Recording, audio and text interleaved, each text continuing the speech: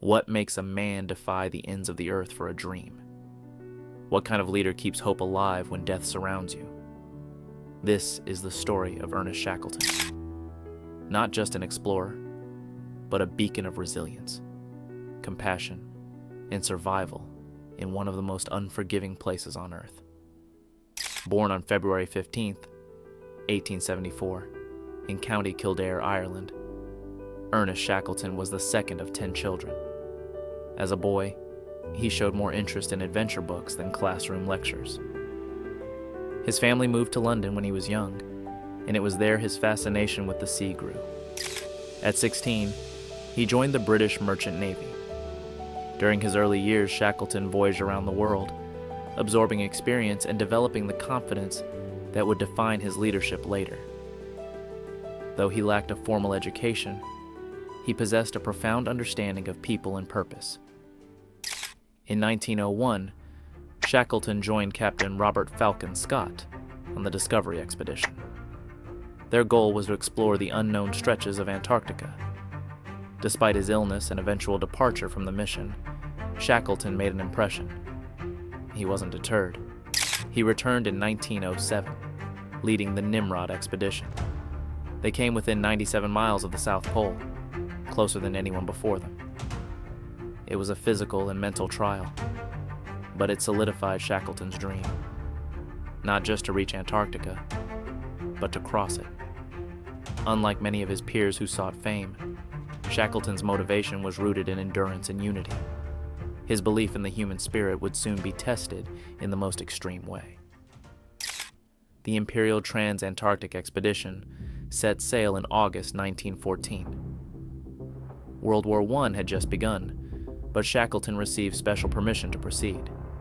His ship, the Endurance, was a wooden, three-masted barkentine reinforced for polar travel. On board were 27 hand-picked men and 69 dogs. Among them were seasoned sailors, scientists, and photographers.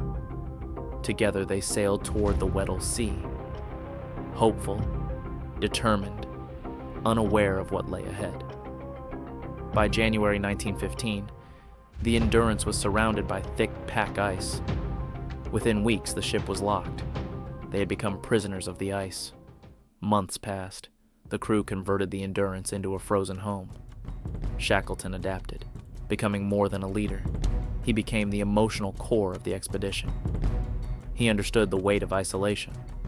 He watched his crew closely, monitoring moods and intervening before tensions grew. As Robert Greene might say, Shackleton used radical empathy. He didn't just command, he understood. He played chess with the scientist, cracked jokes with the cook, debated navigation with the first mate. He maintained strict routines, ensuring a sense of purpose. Daily rituals were not for discipline, they were for morale. In October 1915, the shifting ice crushed the Endurance. The groaning timber, the shattering glass. It was the death of their home. Shackleton ordered an immediate evacuation. Supplies, dogs, sledges, and 3 lifeboats were pulled from the wreck. The ship sank beneath the ice. Now marooned, they camped on the frozen sea, drifting for weeks. Temperatures dropped to minus 20 degrees Celsius. Rations were low, yet still, no man spoke of giving her up. Shackleton had instilled a belief that survival was not just possible, it was inevitable. When the ice finally broke, they launched the lifeboats. For 6 grueling days, they battled freezing waters and exhaustion. Some hallucinated, others collapsed. They landed on the desolate Elephant Island, far from any shipping routes. But land meant safety, for now. Shackleton knew a rescue was the only option. On April 24, 1916, Shackleton, along with 5 men, set sail in the James Caird, a 22-foot boat. They navigated 800 miles of perilous Southern Ocean to reach South Georgia Island. They faced rogue waves, bitter cold, and endless exposure. Frank Worsley, their navigator, steered by sextant with pinpoint precision. After 16 days, they landed on the wrong side of the island. They still had to cross a mountain range, on foot, Shackleton and 2 others climbed through the mountains for 36 hours straight. They reached the whaling station at Stromness and organized a rescue. It would take 4 attempts over several months to break through the ice. On August 30th, 1916, Shackleton returned to Elephant Island. All 22 remaining crew members had survived. Not a single life was lost. Shackleton's journey wasn't about conquest. It was about character.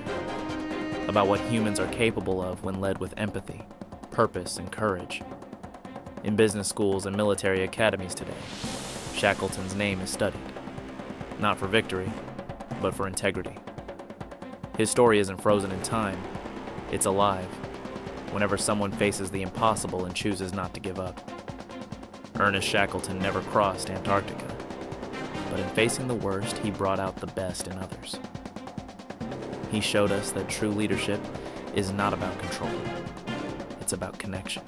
When ice surrounds your world and every hope seems buried, remember Shackleton. Remember what it means to endure.